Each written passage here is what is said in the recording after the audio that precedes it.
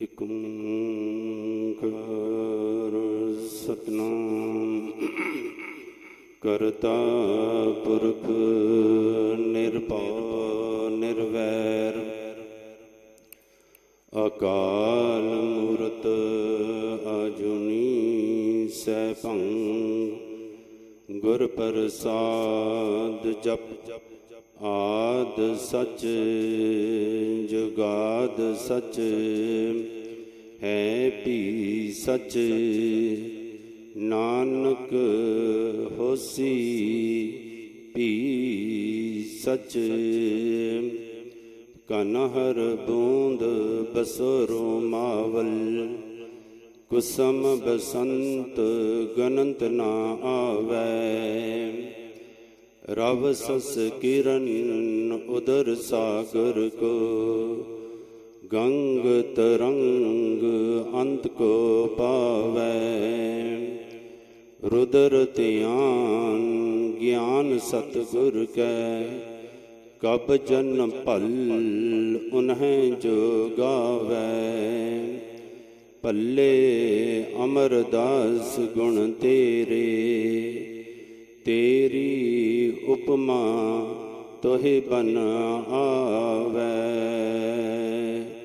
ਤੇਰੇ ਕਵਨ ਕਵਨ ਗੁਣ ਕਹਿ ਕਹਿ ਗਾਵਾਂ ਤੂੰ ਸਾਹਿਬ ਗੁਣੀ ਨਿਦਾਨਾ ਤੁਮਰੀ ਮਹਿਮਾ ਬਰਨ ਨ ਸਕੋ ਤੂੰ ਠਾਕੁਰ ਊਚ ਭਗਵਾਨਾ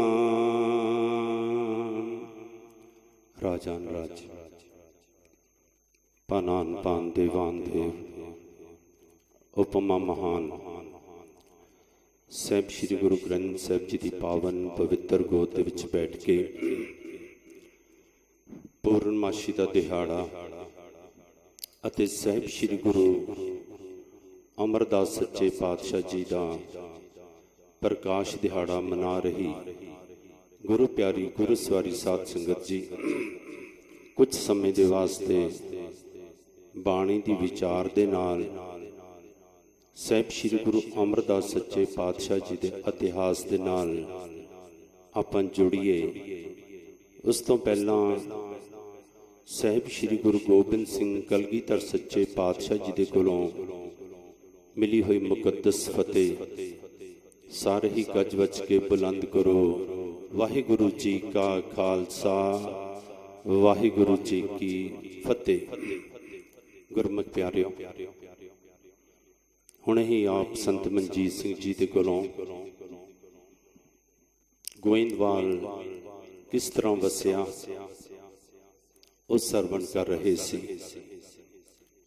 ਗੁਰੂ ਅੰਗਦ ਦੇਵ ਸੱਚੇ ਪਾਤਸ਼ਾਹ ਨੇ ਆਪਣੀ ਮੌਜੂਦਗੀ ਦੇ ਵਿੱਚ ਹੀ ਗੁਰੂ ਅਮਰਦਾਸ ਸੱਚੇ ਪਾਤਸ਼ਾਹ ਨੂੰ ਹੁਕਮ ਕਰ ਦਿੱਤਾ ਸੀ ਅਤੇ ਉਹ ਨਗਰ ਵਸ ਗਿਆ ਸੀ।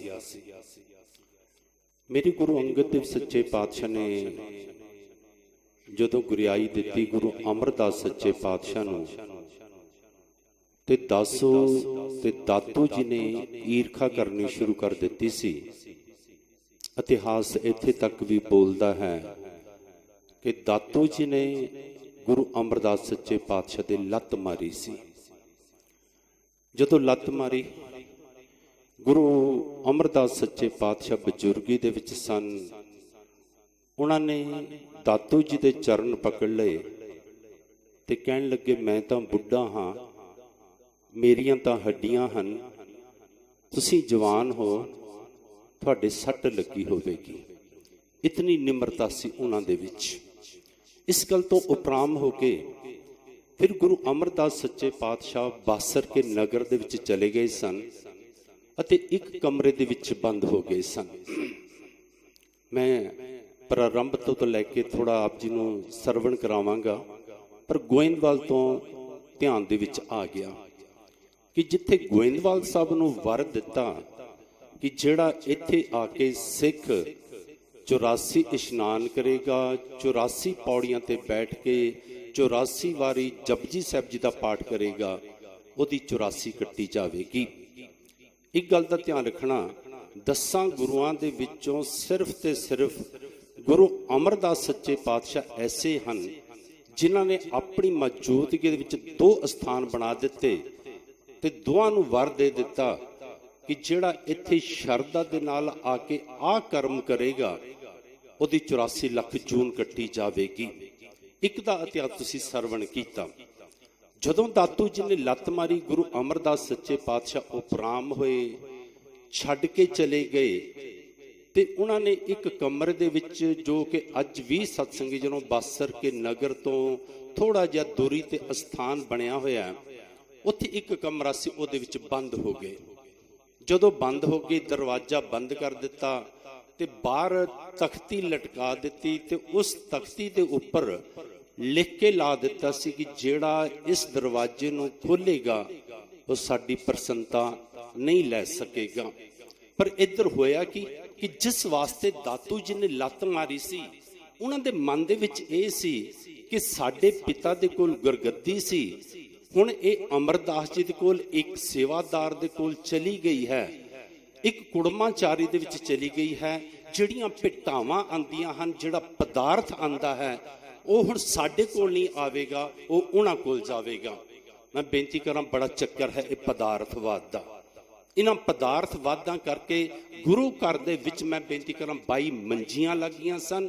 ਇਹਨਾਂ ਪਦਾਰਥਵਾਦਾਂ ਕਰਕੇ ਸਤਸੰਗੀ ਜਨੋ ਮੈਂ ਬੇਨਤੀ ਕਰਾਂ ਕਿ ਗੁਰੂ ਨਾਨਕ ਦੇਵ ਸੱਚੇ ਪਾਤਸ਼ਾਹ ਨੇ ਜਦੋਂ ਗੁਰੂ ਅੰਗਦ ਦੇਵ ਸੱਚੇ ਪਾਤਸ਼ਾਹ ਨੂੰ ਗੁਰਿਆਈ ਦਿੱਤੀ ਤੇ ਗੁਰੂ ਨਾਨਕ ਦੇਵ ਸੱਚੇ ਪਾਤਸ਼ਾਹ ਦੇ ਸਪੁੱਤਰਾਂ ਨੇ ਵੀ ਗੁਰੂ ਅੰਗਦ ਦੇਵ ਸੱਚੇ ਪਾਤਸ਼ਾਹ ਨਾਲ ਈਰਖਾ ਕਰਨੀ ਸ਼ੁਰੂ ਕਰ ਦਿੱਤੀ ਸੀ। ਤਾਂ ਹੀ ਤਾਂ ਗੁਰੂ ਸਾਹਿਬ ਨੇ ਬਾਣੀ 'ਚ ਕਿਹਾ, ਕਹਿੰਦੇ ਇਹ ਜਿਹੜੀ ਮਾਇਆ ਹੈ ਨਾ, ਕਹਿੰਦੇ ਬਿਨ ਦੰਤਾਂ ਜਗ ਖਾਏ, ਕਹਿੰਦੇ ਦੇਖਣ ਨੂੰ ਤਾਂ ਇਹਦੇ ਦੰਦ ਹੈ ਨਹੀਂ ਗੇ, ਪਰ ਕਹਿੰਦੇ ਸਾਰੇ ਸੰਸਾਰ ਨੂੰ ਆਪਣੀ ਲਪੇਟ ਦੇ ਵਿੱਚ ਲੈ ਰਹੀ ਹੈ। ਬਸ ਇਹੀ ਗੱਲ ਦਾਤੂ ਜੀ ਦੇ ਮਨ ਵਿੱਚ ਆਈ। ਪਰ ਹੋਇਆ ਕਿ ਜਿਸ ਤਰ੍ਹਾਂ ਹੀ ਅਮਰਦਾਸ ਜੀ ਨੇ ਅਸਥਾਨ ਛੱਡਿਆ ਤੇ ਸੰਗਤਾਂ ਆਉਣੋਂ ਹਟ ਗਈਆਂ। ਹੁਣ ਜਦੋਂ ਸੰਗਤਾਂ ਆਉਣੋਂ ਹਟੀਆਂ, ਕੁਝ ਪਤਵੰਤੇ ਸੱਜਣਾ ਨੇ ਬਾਬਾ ਬੁੱਢਾ ਜੀ ਨੂੰ ਬੇਨਤੀ ਕੀਤੀ ਕਿ ਬਾਬਾ ਜੀ ਹੁਣ ਤਾਂ ਸੰਗਤਾਂ ਆ ਹੀ ਨਹੀਂ ਰਹੀਆਂ ਹਨ, ਕੁਛ ਨਾ ਕੁਛ ਉਪਰਾਲਾ ਕਰੋ, ਆਪਾਂ ਲੱਭੀਏ ਤਾਂ ਸਹੀ ਕਿ ਜਿਨ੍ਹਾਂ ਨੂੰ ਗੁਰੂ ਅੰਗਦ ਦੇਵ ਸੱਚੇ ਪਾਤਸ਼ਾਹ ਨੇ ਗੁਰਿਆਈ ਦਿੱਤੀ ਹੈ ਉਹ ਨਜ਼ਰ ਨਹੀਂ ਆਉਂਦੇ, ਆਪਾਂ ਲੱਭ ਕੇ ਤਾਂ ਲਿਆਈਏ। ਕਹਿੰਦੇ ਪਤਾ ਕੀ ਕੀਤਾ, ਕਹਿੰਦੇ ਬਾਬਾ ਬੁੱਢਾ ਜੀ ਨੇ ਨਾਲ ਲਿਆ ਸਿੱਖਾਂ ਨੂੰ ਅਤੇ ਚਲਦੇ ਚਲਦੇ ਉਸ ਕਮਰੇ ਦੇ ਕੋਲ ਪਹੁੰਚ ਗਏ ਜਿੱਥੇ ਗੁਰੂ ਅਮਰਦਾਸ ਸੱਚੇ ਪਾਤਸ਼ਾਹ ਕਮਰਾ ਬੰਦ ਕਰਕੇ ਤੇ ਸਮਾਧੀ ਦੇ ਵਿੱਚ ਬੈਠੇ ਸਨ। ਜਦੋਂ ਪਹੁੰਚੇ, ਹੁਣ ਬਾਹਰ ਦਰਵਾਜ਼ੇ ਵੱਲ ਦੇਖਿਆ, ਉੱਥੇ ਤਖਤੀ ਲਿਖੀ ਹੋਈ ਸੀ ਕਿ ਜਿਹੜਾ ਇਸ ਦਰਵਾਜ਼ੇ ਨੂੰ ਖੋਲੇਗਾ ਉਹ ਸਾਡੀ ਪ੍ਰਸੰਨਤਾ ਨਹੀਂ ਲੈ ਸਕੇਗਾ, ਸਾਡੀ ਨਾਰਾਜ਼ਗੀ ਲਵੇਗਾ। ਤੇ ਬ੍ਰਹਮ ਗਿਆਨੀ ਬਾਬਾ ਬੁੱਢਾ ਜੀ ਨੇ ਪਤਾ ਕੀ ਕੀਤਾ, ਮੈਂ ਆਪ ਜੀ ਨੂੰ ਇੱਥੇ ਬੇਨਤੀ ਕਰਦਾ ਜਾਵਾਂ ਕਿ ਜਦੋਂ ਗੁਰੂ ਨਾਨਕ ਦੇਵ ਸੱਚੇ ਪਾਤਸ਼ਾਹ ਨੇ ਗੁਰਿਆਈ ਗੁਰੂ ਅੰਗਦ ਦੇਵ ਸੱਚੇ ਪਾਤਸ਼ਾਹ ਨੂੰ ਦਿੱਤੀ ਸੀ ਨਾ, ਤੇ ਬਾਬਾ ਬੁੱਢਾ ਜੀ ਨੂੰ ਵੀ ਇੱਕ ਵਰ ਦਿੱਤਾ ਸੀ। ਇਤਿਹਾਸ ਤੁਸੀਂ ਬੜੀ ਵਾਰੀ ਸਰਵਣ ਕੀਤਾ, ਕਿਉਂਕਿ ਜਦੋਂ ਪਰਖ ਹੋਈ ਉਦੋਂ ਗੁਰੂ ਅੰਗਦ ਦੇਵ ਸੱਚੇ ਪਾਤਸ਼ਾਹ ਭਾਈ ਲਹਿਣਾ ਜੀ ਅਤੇ ਬਾਬਾ ਬੁੱਢਾ ਜੀ ਤਕਰੀਬਨ ਬਰਾਬਰ ਚੱਲ ਰਹੇ ਸਨ। ਬਸ ਜਦੋਂ ਕਿਹਾ ਗੁਰੂ ਨਾਨਕ ਦੇਵ ਸੱਚੇ ਪਾਤਸ਼ਾਹ ਨੇ ਕਿ ਮੁਰਦਾ ਖਾਓ, ਉਸ ਵਕਤ ਇਤਿਹਾਸ ਇਹ ਗੱਲ ਕਹਿੰਦਾ ਹੈ ਕਿ ਬਾਬਾ ਬੁੱਢਾ ਜੀ ਦੇ ਮਨ ਦੇ ਵਿੱਚ ਥੋੜਾ ਜਿਹਾ ਆ ਗਿਆ ਕਿ ਬਾਕੀ ਤਾਂ ਕਸਵੱਟੀਆਂ ਝੱਲ ਲਈਆਂ, ਬਾਕੀ ਜੋ ਬਚਨ ਗੁਰੂ ਨਾਨਕ ਦੇਵ ਸੱਚੇ ਪਾਤਸ਼ਾਹ ਨੇ ਕਹੇ ਉਹ ਸਿਰ ਮੱਥੇ ਤੇ ਪ੍ਰਵਾਨ ਕਰ ਲਏ, ਪਰ ਹੁਣ ਇਹ ਮੁਰਦਾ ਕਿਵੇਂ ਖਾਈਏ। ਪਰ ਉਹਨੇ ਸਮੇਂ ਦੇ ਵਿੱਚ ਪਤਾ ਕੀ ਹੋਇਆ, ਸ਼ਾਇਦ ਬਾਬਾ ਬੁੱਢਾ ਜੀ ਵੀ ਆਪਣੇ ਮੁਖਾਰਬਿੰਦ ਤੋਂ ਇਹ ਲਫ਼ਜ਼ ਨਾ ਕਹਿੰਦੇ, ਪਰ ਸਿਰਫ ਮਨ ਦੇ ਵਿੱਚ ਆਇਆ। ਪਰ ਉਨੀ ਦੇਰ ਵਿੱਚ ਭਾਈ ਲਹਿਣਾ ਜੀ ਨੇ ਕਹਿ ਦਿੱਤਾ, ਸੱਚੇ ਪਾਤਸ਼ਾਹ ਕਿਹੜੇ ਪਾਸਿਓਂ ਖਾਵਾਂ, ਬਸ ਇੰਨੇ ਦੇ ਵਿੱਚ ਗੁਰਿਆਈ ਲੈ ਗਏ। ਪਰ ਨਾਲ ਦੀ ਨਾਲ ਕੀ ਕੀਤਾ, ਗੁਰੂ ਨਾਨਕ ਦੇਵ ਸੱਚੇ ਪਾਤਸ਼ਾਹ ਨੇ ਜਿੱਥੇ ਭਾਈ ਲਹਿਣਾ ਜਿਹਨੂੰ ਗੁਰੂ ਅੰਗਦ ਦੇਵ ਸੱਚੇ ਪਾਤਸ਼ਾਹ ਬਣਾਇਆ ਗੁਰਿਆਈ ਦਿੱਤੀ, ਉੱਥੇ ਬਾਬਾ ਬੁੱਢਾ ਜੀ ਨੂੰ ਵੀ ਇਹ ਗੱਲ ਕਹੀ ਸੀ ਕਿ ਬਾਬਾ ਕਹਿੰਦੇ ਰੱਬ ਤੈਨੂੰ ਉਹ ਅੱਖ ਦੇਵੇਗਾ, ਮੈਂ ਤੈਨੂੰ ਉਹ ਅੱਖ ਦੇਵਾਂਗਾ ਕਿ ਜਿਹੜੀ ਤੇਰੀ ਅੱਖ ਇੱਕ ਗੱਲ ਪਹਿਚਾਨ ਕਰਦੀ ਰਹੇਗੀ ਕਿ ਮੇਰੀ ਜੋਤ ਟਿਕੀ ਕਿੱਥੇ ਹੋਈ ਹੈ। ਮੈਂ ਬੇਨਤੀ ਕਰਾਂ, ਇਹ ਕੋਈ ਛੋਟੀ ਜੀ ਬਖਸ਼ਿਸ਼ ਨਹੀਂ ਸੀ। ਅੱਜ ਸਾਡੇ ਕੋਲ ਅੱਖ ਹੀ ਤਾਂ ਨਹੀਂ ਹੈ ਨਾ ਕਿ ਸਾਨੂੰ ਸਾਹਿਬ ਸ੍ਰੀ ਗੁਰੂ ਗ੍ਰੰਥ ਸਾਹਿਬ ਜੀ ਦੇ ਵਿੱਚ ਜੋ ਕਲਗੀਧਰ ਸੱਚੇ ਪਾਤਸ਼ਾਹ ਬਚਨ ਕਰਕੇ ਗਏ ਹਨ, ਆਗਿਆ ਭਈ ਅਕਾਲ ਕੀ ਤਬੈ ਚਲਾਇਓ ਪੰਥ, ਸਭ ਸਿੱਖਣ ਕੋ ਹੁਕਮ ਹੈ ਗੁਰੂ ਮਾਨਿਓ ਗ੍ਰੰਥ। ਅੱਜ ਸਾਡੇ ਕੋਲ ਉਹ ਅੱਖ ਨਹੀਂ ਹੈ ਕਿ ਅਸੀਂ ਗੁਰੂ ਕਲਗੀਧਰ ਸੱਚੇ ਪਾਤਸ਼ਾਹ ਦੀ ਜੋਤ ਇਹਨਾਂ 'ਚ ਦੇਖੀਏ। पढ़ते हाँ सुनते हाँ पर अकीदा कोई नहीं बनता, भरोसा कोई नहीं बनता सत्संगी जनों। इस करके बाबा बुड्ढा जी ने भी ये बख्शिश सी। हुण उन्हां नूं पता सी जोत तां गुरु अमरदास सच्चे पातशाह विच है, बाहर जाके पढ़िया, तख्ती ते लिखिया पढ़िया। हुण बाबा बुड्ढा जी ने पता की कीता, वो दरवाजा तां ना खोलिया पर पिछले पासे जाके सन लगा दिता। जदों सन लगाया कहंदे अमरदास जी गुरु अमरदास सच्चे पातशाह ध्यान दे विच सन। कहंदे थोड़ी देर जदों बैठे रहे, गुरु अमरदास सच्चे पातशाह ध्यान दे विचों बाहर आए। बाबा बुड्ढा जी ने पतवंते सज्जणा ने मत्था टेकिया। गुरु अमरदास सच्चे पातशाह कहंदे बाबा बुड्ढा, कहंदे तू बाहर नहीं सी पढ़िया की लिखिया होया? बाबा बुड्ढा जी ने हाथ जोड़े, कहंदे सच्चे पातशाह सब कुछ पढ़ लिया, मैं तो दरवाजे दे विच दी आया ही नहीं हाँ, मैं तो पिछों सन लगा के आया हाँ। गुरु अमरदास सच्चे पातशाह उन्हां दे प्रेम दे उपर, उन्हां दी शरधा दे उपर इन्ने परेशान होए। गुरु अमरदास सच्चे पातशाह कहंदे बाबा हुण अज तो बाद जेड़ा भी इस सन साहब दे विच दी शरधा नाल निकल जावेगा ना, ओदी 84 कट्टी जाया करेगी। साहिब श्री गुरु अमरदास सच्चे पातशाह दा जन्म 5 मई सन 1479 नूं बाबा तेजपान जी दे गृह विखे माता सुलखणी जी दी कुख तो। कुछ इतिहासकारां ने उन्हां दा नाम लखो जी भी लिखिया, जिवें छोटा नाम घरां च चलदा हुंदा है। माता सुलखणी जी दी कुख तो सत्संगी जनों होया। दास बेनती करे बाबा तेजपान जी दा जिहड़े 4 बेटे सन, सब तो वड्डे अमरदास जी हन, जिहड़े दूसरे हन सत्संगी जनों ओ माणक चंद जी हन, तीसरे खेम राय जी हन अते चौथे पातशाह दे तीजे बाबा तेजपान जी दे चौथे पुत्र हन। मैं बेनती करा इन्हां सारियां दे उपर अत दी रहमत सी। जिहड़े सत्संग खेम राज जी सन ना, इन्हां दे घर सपुत्र होया सावण मल। जिस सावण मल नूं गुरु अमरदास सच्चे पातशाह ने जदों गोइंदवाल साहब वसाना शुरू किया ना, उस वक्त सावण मल की ड्यूटी लगाई सी कि तुसी पहाड़ां दे इलाके विच जाओ, जिहड़ी इत्थे लकड़ लगनी है उहदा इंतजाम तुसी करो। उन्हां दे प्रेम दा सदका, उन्हां दे प्रचार दा सदका हरिपुर दा राजा गुरु अमरदास सच्चे पातशाह दा श्रद्धालु बनिया सी।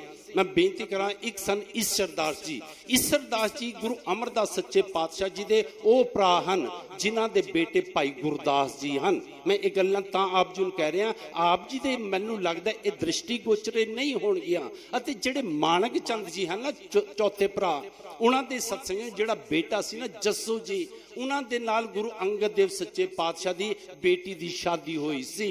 मैं बेनती करा कि जदों जीवन प्रारंभ होया गुरु अमरदास सच्चे पातशाह दा, बचपन का जीवन ज़्यादा इतिहास दे विच नज़र नहीं आंदा।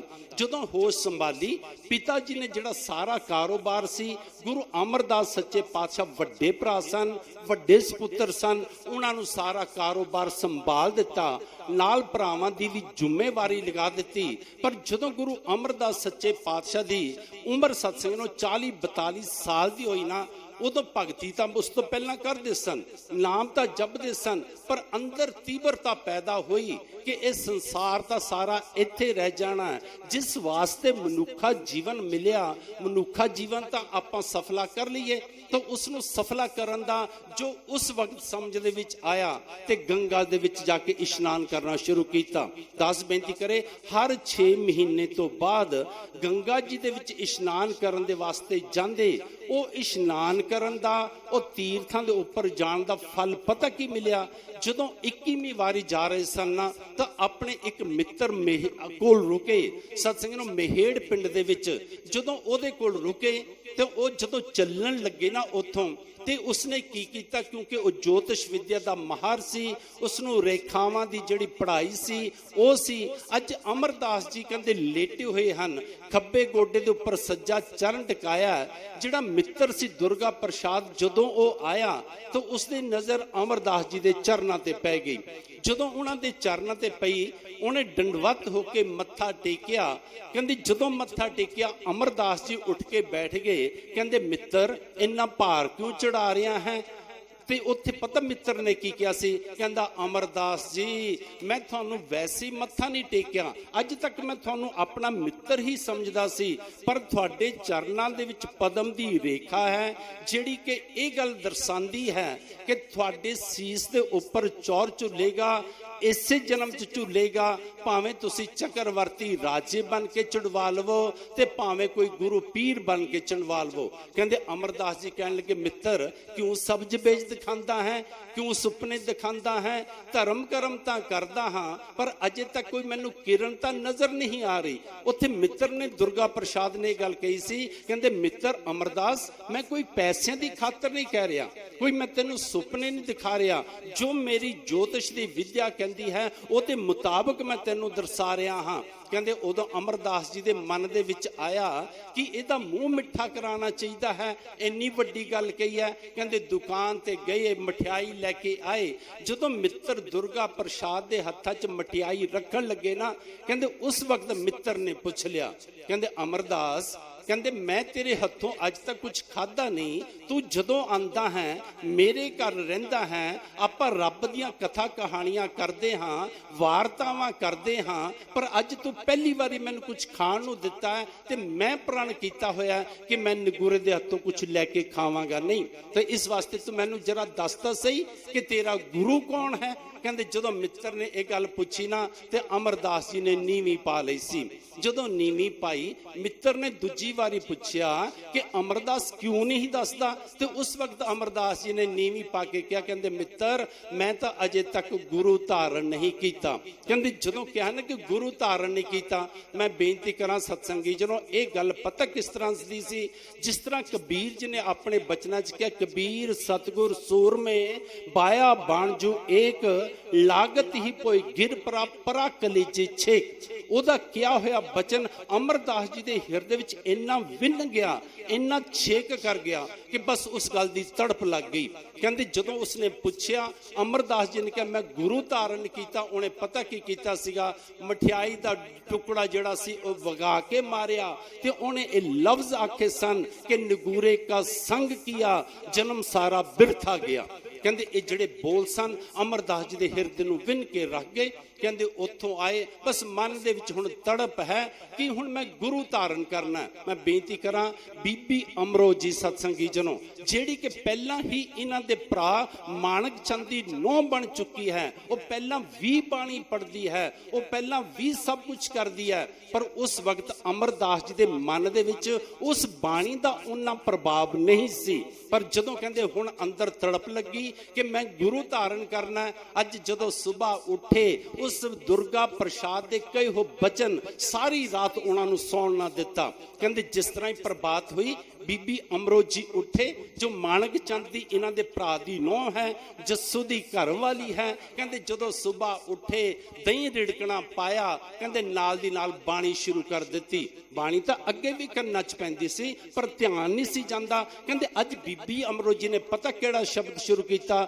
ਗੁਰੂ ਨਾਨਕ ਦੇਵ ਸੱਚੇ ਪਾਤਸ਼ਾਹ ਦਾ ਕਰਨੀ ਕਾਗਦ ਮਨ ਮਸਵਾਣੀ ਬੁਰਾ ਭਲਾ ਦੋਏ ਲੇਖ ਪਏ, ਜਿਉਂ ਜਿਉਂ ਕਿਰਤ ਚਲਾਏ ਤਿਉਂ ਚੱਲੀਏ, ਤੋ ਗੁਣ ਨਾਹੀ ਅੰਤ ਹਰੇ, ਚਿਤ ਚਾਤਸ ਕੀ ਨਹੀਂ ਬਾਵਰਿਆ, ਹਰ ਬਿਸਰਤ ਤੇਰੇ ਗੁਣ ਗਲਿਆ, ਜਾਲੀ ਰਹਿਣ ਜਾਲ ਦਿਨ ਹੁਆ, ਜੇਤੀ ਘੜੀ ਫਾਹੀ ਤੇਤੀ, ਰਸ ਰਸ ਚੋਗ ਚੁਗੈ ਨਿਤ ਫਾਸੇ, ਛੂਟਸ ਮੂੜੇ ਕਵਣ ਗੁਣੀ, ਕਾਇਆ ਆਰਣ ਮਨ ਵਿੱਚ ਲੋਹਾ, ਕਾਇਆ ਆਰਨ ਮਨ ਵਿੱਚ ਲੋਹਾ। ਮੈਂ ਬੇਨਤੀ ਕਰਾਂ ਸਤਸੰਗੀ ਨੂੰ, ਇਹ ਜਦੋਂ ਸ਼ਬਦ ਅਖੀਰਲੀਆਂ ਪੰਕਤੀਆਂ 'ਚ ਆਇਆ ਨਾ, ਤੇ ਇੱਕ ਪੰਕਤੀ ਆਈ ਅਖੀਰ 'ਚ ਇਸੇ ਸ਼ਬਦ ਦੀ, ਪਿਆ ਮਨੂਰ ਫਿਰ ਕੰਚਨ ਹੋਵੇ, ਜੇ ਗੁਰ ਮਿਲੇ ਤਨੇਹਾ। ਕਹਿੰਦੇ ਇੱਕ ਸ਼ਬਦ ਉਹ ਇੱਕ ਨਾਮ ਸ਼ਬਦ ਜੋ ਦੇਵੇ ਤੋ ਤ੍ਰਿਸ਼ਟ ਨਾਨਕ ਤ੍ਰਿਸ਼ਟ ਸਦੇਹਾ। ਕਹਿੰਦੇ ਇਹ ਜਿਹੜਾ ਬਚਨ ਸੀ ਨਾ, ਮੈਂ ਇਹਦੀ ਥੋੜੀ ਜਿਹੀ ਵਿਆਖਿਆ ਕਰਦਾ ਜਾਵਾਂ। ਗੁਰੂ ਨਾਨਕ ਦੇਵ ਸੱਚੇ ਪਾਤਸ਼ਾਹ ਇਸ ਬਚਨਾਂ ਵਿੱਚ ਕਹਿੰਦੇ ਹਨ ਕਰਨੀ ਕਾਗਦ। ਕਰਨੀ ਦੇ ਅਰਥ ਜੋ ਇਨਸਾਨ ਕਰਦਾ ਹੈ, ਕਹਿੰਦੇ ਜੋ ਇਨਸਾਨ ਦਾ ਆਚਰਣ ਹੈ, ਜੋ ਇਨਸਾਨ ਦਾ ਜੀਵਨ ਹੈ, ਕਹਿੰਦੇ ਇੱਕ ਕਾਗਜ਼ ਦੀ ਨਿਆਈ ਹੈ। ਕਰਨੀ ਕਾਗਦ ਮਨ ਮਸਵਾਣੀ, ਮਸਵਾਣੀ ਹੈ ਸਤਸੰਗ ਨੂੰ ਸ਼ਾਹੀ ਦੀ ਦਵਾਤ ਜਾਂ ਸ਼ਾਹੀ। ਕਹਿੰਦੇ ਜਿਹੜਾ ਮਨ ਹੈ ਉਹ ਸ਼ਾਹੀ ਦੀ ਨਿਆਈ ਹੈ। ਕਹਿੰਦੇ ਬੁਰਾ ਭਲਾ ਦੋ ਲੇਖ ਪਏ, ਕਹਿੰਦੇ ਇਨਸਾਨ ਜ਼ਿੰਦਗੀ 'ਚ ਜਾਂ ਬੁਰੇ ਕਰਮ ਕਰਦਾ ਹੈ ਜਾਂ ਚੰਗੇ ਕਰਮ ਕਰਦਾ ਹੈ। ਕਹਿੰਦੇ ਜਿਸ ਤਰ੍ਹਾਂ ਹੀ ਇਹ ਕਰਮ ਕਰਦਾ ਨਾ, ਕਹਿੰਦੇ ਇਹਦੇ ਉਹ ਕਾਗਜ਼ ਦੇ ਉੱਪਰ ਲਿਖੇ ਜਾਂਦੇ ਹਨ। ਇੱਕ ਗੱਲ ਦਾ ਧਿਆਨ ਰੱਖਿਓ, ਅਸੀਂ ਬੁਰਾ ਕਰੀਏ ਅਸੀਂ ਚੰਗਾ ਕਰੀਏ, ਇਹ ਜਿਹੜਾ ਸਾਡਾ ਜੀਵਨ ਹੈ ਨਾ ਸਤਸੰਗੀਓ, ਇੱਕ ਕੋਰੇ ਕਾਗਜ਼ ਦੀ ਤਰ੍ਹਾਂ ਪਰਮਾਤਮਾ ਦਿੰਦਾ ਹੈ।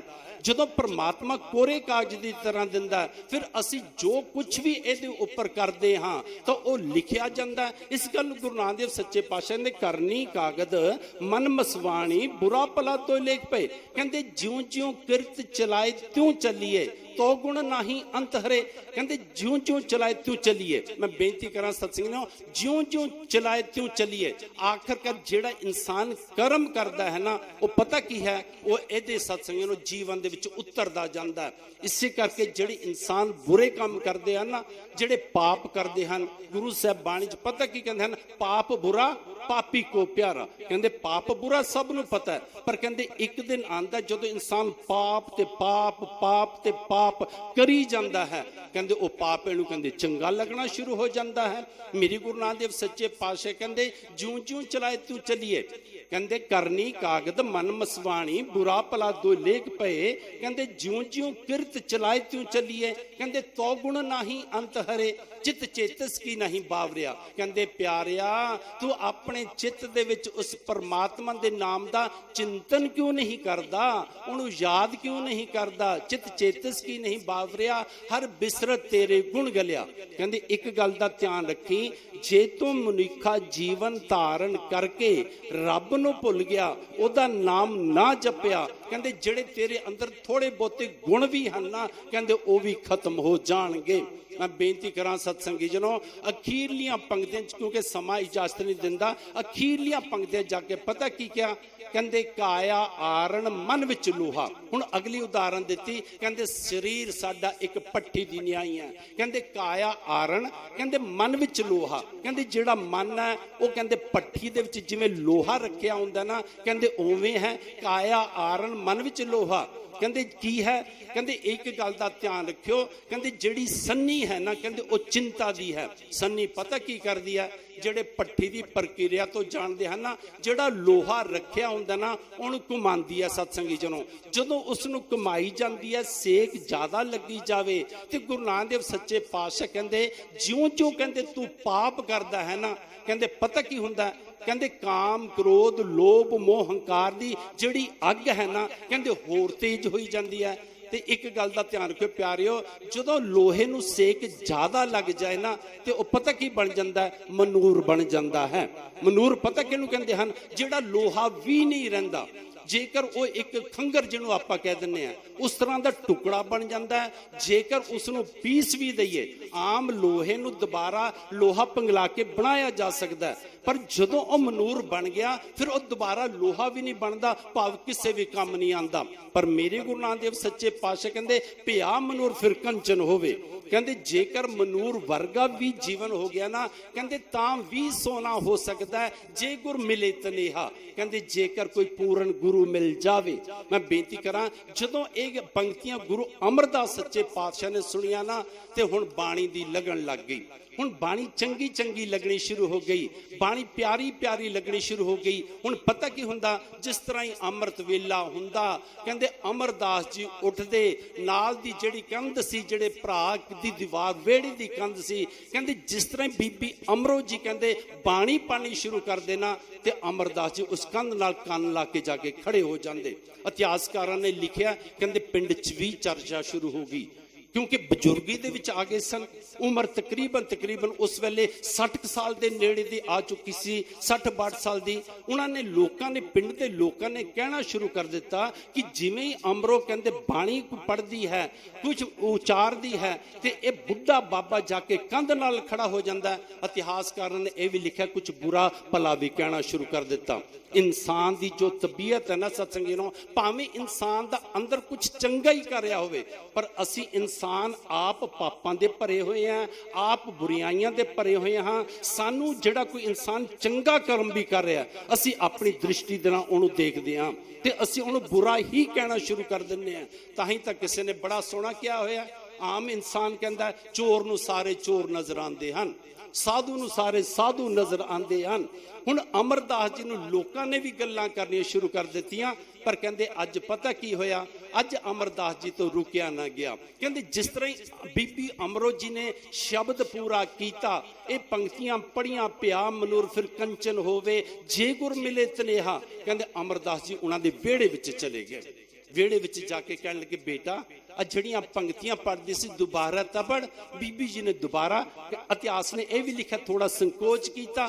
ਕਹਿੰਦੇ ਜਦੋਂ ਸੰਕੋਚ ਕੀਤਾ, ਸੱਸ ਆਈ, ਜੱਸੂ ਜੀ ਦੇ ਮਾਂ ਆਈ, ਉਹ ਆ ਕੇ ਕਹਿਣ ਲੱਗੀ, ਬੇਟਾ ਇਹ ਸਹੁਰਾ ਸਾਹਿਬ ਤੇਰੇ ਪਿਤਾ ਜੀ ਹਨ, ਤੇਰੇ ਪਿਤਾ ਜੀ ਦੇ ਬਸ ਭਰਾਤਾ ਹਨ, ਕਹਿ ਰਹੇ ਹਨ ਦੁਬਾਰਾ ਬਾਣੀ ਪੜ੍ਹਦੇ। ਦੁਬਾਰਾ ਸ਼ਬਦ ਜਦੋਂ ਉਹਨਾਂ ਨੇ ਗਿਆਨ ਕੀਤਾ, ਕਹਿੰਦੇ ਹੱਥ ਜੋੜੇ ਮੈਂ ਬੇਨਤੀ ਕਰਾਂ। ਉੱਥੇ ਅਮਰੋ ਜੀ ਦੀਆਂ ਕੁਝ ਗੱਲਾਂ ਸਤਸੰਗੀ ਜਨੋ ਬਹੁਤ ਸਾਰੀਆਂ ਦਾ ਅਸਰ ਸੀ ਉਸ ਸ਼ਬਦ ਦੇ ਉੱਪਰ। ਪਹਿਲੀ ਗੱਲ ਸਤਸੰਗੀ ਜਨੋ, ਬਾਣੀ ਵਾਹੋ ਵਾਹੋ ਬਾਣੀ ਨਿਰੰਕਾਰ ਹੈ, ਤਿਸ ਜੇਵੜ ਅਵਰ ਨਾ ਕੋਈ, ਬਾਣੀ ਦਾ ਗਾਇਨ ਕਰ ਰਹੇ ਸਨ। ਦੂਜੀ ਗੱਲ, ਗੁਰੂ ਅੰਗਦ ਦੇਵ ਸੱਚੇ ਪਾਤਸ਼ਾਹ ਦੀ ਸਪੁੱਤਰੀ ਹਨ, ਇਹ ਵੀ ਇੱਕ ਉਹਨਾਂ ਦੇ ਉੱਪਰ ਬਖਸ਼ਿਸ਼ ਹੈ। ਤੀਜੀ ਗੱਲ ਸਤਸੰਗੀ ਨੂੰ ਅੰਮ੍ਰਿਤ ਵੇਲਾ ਹੈ। ਚੌਥੀ ਗੱਲ ਹਿਰਦਾ ਸ਼ੁੱਧ ਹੈ। ਪੰਜਵੀਂ ਗੱਲ ਕਿ ਕੰਠ ਵੀ ਬੜਾ ਮਧੁਰ ਹੈ, ਜਿਹਦੇ ਵਿੱਚੋਂ ਬਾਣੀ ਨਿਕਲ ਰਹੀ ਹੈ। ਇਹ ਸਭ ਦਾ ਪ੍ਰਭਾਵ ਅਮਰਦਾਸ ਜੀ ਦੇ ਉੱਪਰ ਪੈ ਗਿਆ। ਕਹਿੰਦੇ ਜਾ ਕੇ ਹੱਥ ਜੋੜੇ, ਬੀਬੀ ਅਮਰੋ ਜੀ ਦੇ ਅੱਗੇ ਸਿਰ ਝੁਕਾਏ। ਕਹਿੰਦੇ ਅਮਰੋ ਜੀ ਉੱਠੇ, ਕਹਿਣ ਲੱਗੇ, ਪਿਤਾ ਜੀ ਮੇਰੇ ਅੱਗੇ ਕਿਉਂ ਸਿਰ ਝੁਕਾਉਂਦੇ ਹੋ? ਅਮਰਦਾਸ ਜੀ ਕਹਿਣ ਲੱਗੇ, ਬੇਟਾ ਇਹ ਕਿਹਦੇ ਪਦੇ ਪੜ ਰਹੀ ਸੀ, ਇਹ ਕੀ ਪੜ ਰਹੀ ਸੀ? ਉਹ ਕਹਿਣ ਲੱਗੇ, ਜੀ ਗੁਰੂ ਨਾਨਕ ਦੇਵ ਸੱਚੇ ਪਾਤਸ਼ਾਹ ਦੀ ਬਾਣੀ ਹੈ। ਕਹਿਣ ਲੱਗੇ, ਬਸ ਮੈਨੂੰ ਗੁਰੂ ਨਾਨਕ ਦੇਵ ਸੱਚੇ ਪਾਤਸ਼ਾਹ ਦੇ ਕੋਲ ਲੈ ਚੱਲ। ਕਹਿੰਦੇ ਜੀ ਉਹ ਤਾਂ ਸੰਸਾਰ ਦੇ ਵਿੱਚ ਚਲੇ ਗਏ ਹਨ, ਪੰਜ ਭੂਤਕ ਚੋਲਾ ਬਦਲ ਗਏ ਹਨ। ਕਹਿੰਦੇ ਜਦੋਂ ਕਹਿਣ ਲੱਗੇ ਚੋਲਾ ਬਦਲ ਗਏ ਗੁਰੂ ਨਾਨਕ ਦੇਵ ਸੱਚੇ ਪਾਤਸ਼ਾਹ, ਤੇ ਇੱਕਦਮ ਉਦਾਸ ਹੋ ਗਏ ਅਮਰਦਾਸ ਜੀ। ਕਹਿੰਦੇ ਜਦੋਂ ਉਦਾਸ ਹੋਏ, ਬੀਬੀ ਅਮਰੋ ਜੀ ਕਹਿਣ ਲੱਗੇ, ਉੱਥੇ ਆ ਕੇ ਉਹਨਾਂ ਨੇ ਅਮਰਦਾਸ ਜੀ ਨੇ ਪਤਾ ਕੀ ਗੱਲ ਕਹੀ ਸੀ? ਕਹਿੰਦੇ ਤੂੰ ਵੀ ਅਮਰੋ, ਮੈਂ ਵੀ ਕਹਿੰਦੇ ਅਮਰੂ। ਮੈਂ ਬੇਨਤੀ ਕਰਾਂ, ਬਸ ਬੇਟਾ ਇੱਕ ਕਿਰਪਾ ਕਰ ਕਿ ਮੈਨੂੰ ਕਿਵੇਂ ਨਾ ਕਿਵੇਂ ਲੈ ਚੱਲ। ਕਹਿੰਦੇ ਉਦੋਂ ਪੁੱਛਿਆ ਕਿ ਫਿਰ ਉਹ ਜਦੋਂ ਅਮਰੂ ਇਹ ਗੱਲ ਕਹੀ ਬੀਬੀ ਅਮਰੋ ਜੀ ਨੇ ਕਿ ਉਹ ਗੁਰੂ ਨਾਨਕ ਦੇਵ ਸੱਚੇ ਪਾਤਸ਼ਾਹ ਦਾ ਪੰਜ ਭੂਤਕ ਚੋਲਾ ਬਦਲ ਗਏ।